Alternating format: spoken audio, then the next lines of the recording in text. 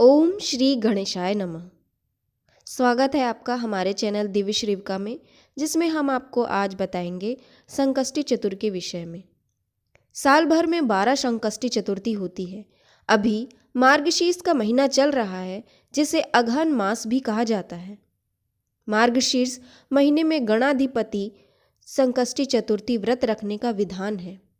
स्कंद पुराण के अनुसार इस तिथि पर गणेश की विशेष पूजा के साथ व्रत रखने से परेशानियां दूर होती हैं। संकष्टी चतुर्थी अपने नाम स्वरूप साधक के समस्त संकटों का नाश करने वाली गई है। आइए जानते हैं गणाधिप संकष्टी चतुर्थी किस दिन पड़ रहा है, पूजा मुहूर्त क्या है, चंद्रोदय का समय क्या है, इसके बाद पूजा विधि और अंत में गणाधिप संकष्टी चतुर्थी की व्रत कथा। पंचांग के अनुसार मार्गशीर्ष माह के कृष्ण पक्ष की गणाधिप संकष्टी चतुर्थी तिथि 30 नवंबर को दोपहर 2:24 पर शुरू होगी और 1 दिसंबर को दोपहर 3:31 पर इसका समापन होगा। गणाधिप पूजा मुहूर्त सुबह 6:55 से लेकर 8:13 तक होगा और शाम का मुहूर्त 4:05 से लेकर 7:05 तक होगा।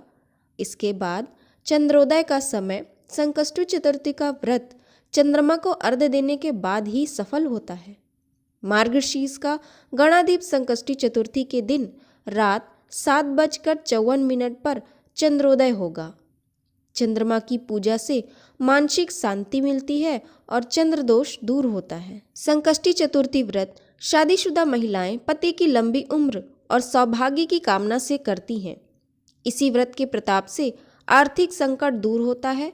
साथ ही संतान प्राप्ति के लिए भी इस व्रत का बड़ा महत्व है। कुंवारी कन्याएं भी अच्छा पति पाने के लिए दिन भर व्रत रखकर शाम को भगवान गणेश की पूजा करती है। ये व्रत सभी कष्टों का हरण करने वाला माना जाता है।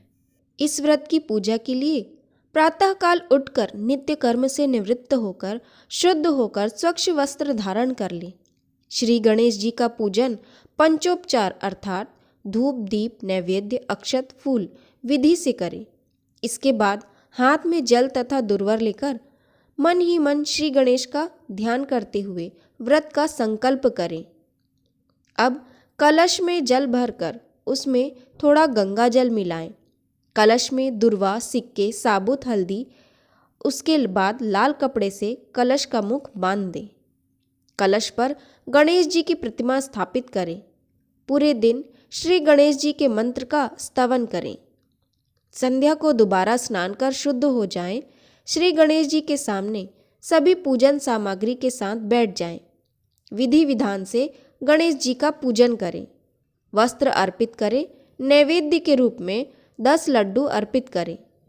चंद्रमा के उदय होने पर चंद्रमा की पूजा कर अर्घ्य अर्पण करें।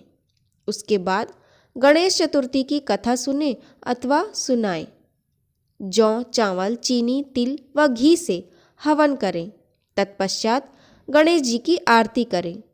5 लड्डू प्रसाद के रूप में बांट दें और शेष 5 अगले दिन ब्राह्मण को दान में दे दें। पूजा विधि विधान से करने के पश्चात अंत में गणेश संकष्टी चतुर्थी की व्रत कथा सुने। पार्वती जी ने गणेश जी से पूछा कि अगहन कृष्ण चतुर्थी संकटा कहलाती है। उस दिन किस गणेश की पूजा किस रीति से करनी चाहिए? गणेश जी ने उत्तर दिया, हे हिमालय नंदिनी, अगहन में पूर्वोक्त रीति से गजानन नामक गणेश की पूजा करनी चाहिए। पूजन के बाद अर्घ्य देना चाहिए। दिन भर व्रत रहकर पूजन के बाद ब्राह्मण को भोजन कराकर जौ तिल चावल चीनी और घृत का सांकला बनाकर हवन करावें तो वह अपने शत्रु को वशीभूत कर सकता है। इस संबंध में हम तुम्हें एक प्राचीन इतिहास सुनाते हैं। प्राचीन काल में त्रेता युग में दशरथ नामक एक प्रतापी राजा थे। वे राजा आखेट प्रिय थे। एक बार अनजाने में ही उन्होंने एक श्रवण कुमार नामक ब्राह्मण का आखेट में वध कर दिया। उस ब्राह्मण के अंधे माँ बाप ने राजा को श्राप दिया कि जिस प्रकार हम लोग पुत्र शोक में मर रहे हैं, उसी भांति तुम्हारा भी पुत्र शोक में मरण होगा। इससे राजा को बड़ी चिंता हुई। उन्होंने पुत्रेष्टि यज्ञ कराया। फलस्वरूप जगदीश्वर राम ने चतुर्भुज रूप से अवतार लिया। भगवती लक्ष्मी जानकी के रूप में अवतरित हुई। पिता की आज्ञा पाकर भगवान राम ने और सीता और लक्ष्मण के साथ वन में खरदूषण राक्षसों का वध किया। इससे क्रोधित होकर लोगों को रुलाने वाले रावण ने सीता जी का अपहरण कर लिया। सीता जी के वियोग में भगवान रामचंद्र जी ने पंचवटी त्याग कर दिया और श्रममुख पर्वत पर पहुंचकर सुग्रीव के साथ मैत्री की। तत्पश्चात सीता जी की खोज में हनुमान आदि वानर तत्पर हुए। ढूंढते ढूंढते वानरों ने गिद्धराज संपाति को देखा। इन वानरों को देखकर संपाति ने पूछा कि तुम लोग कौन हो? इस वन में कैसे आए हो? तुम्हें किसने भेजा है? यहाँ पर तुम्हारा आना किस प्रकार हुआ है? संपाति की बात सुनकर वानरों ने उत्तर दिया कि भगवान विष्णु के अवतार दशरथ नंदन राम जी सीता जी और लक्ष्मण जी के साथ दंडक वन में आए। वहां पर उनकी पत्नी सीता जी का अपहरण कर लिया गया है। हे मित्र, इस बात को हम लोग नहीं जानते हैं कि सीता कहाँ है और हम लोग सीता जी का पता लगाने आए हैं। उनकी बात सुनकर संपाति ने कहा कि तुम सब रामचंद्र के सेवक होने के नाते हमारे मित्र हो। जानकी जी का हरण जिसने किया है वह जिस स्थान पर है वह मुझे मालूम है। सीता जी के लिए मेरा छोटा भाई जटायु अपने प्राण गंवा चुका है। श्री रामचंद्र जी के चरण कमल का स्मरण कर हमारे भाई ने अपना शरीर त्यागा है। यहाँ से थोड़ी ही दूर पर समुद्र है और समुद्र के उस पार राक्षस नगरी है। वहाँ अशोक के पेड़ के नीचे सीता जी बैठी हुई है। आप लोगों को उतनी दूर नहीं दिखाई पड़ सकता, लेकिन मेरी दृष्टि तेज है। रावण द्वार अपहृत सीता जी को मुझे दिखाई दे रही है। मैं आपसे सत्य कह रहा हूँ।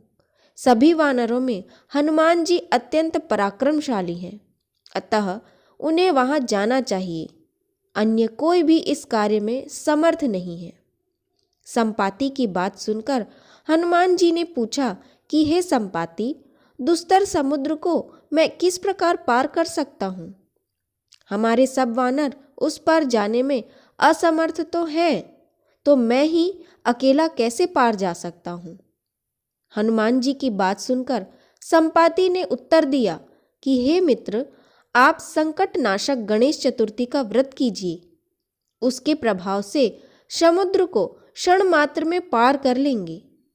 संपाति के आदेश से संकट चतुर्थी के उत्तम व्रत को हनुमान जी ने किया।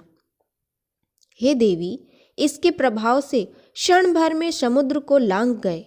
इस लोक में इसके समान सुखदायक दूसरा कोई व्रत नहीं है। कृष्ण जी कहते हैं कि महाराज युधिष्ठिर, आप भी इस व्रत को कीजिए। इस व्रत के प्रभाव से आप क्षण भर में अपने शत्रुओं को जीतकर संपूर्ण राज्य के अधिकारी बनेंगे। भगवान कृष्ण का वचन सुनकर युधिष्ठिर ने गणेश चतुर्थी का व्रत किया।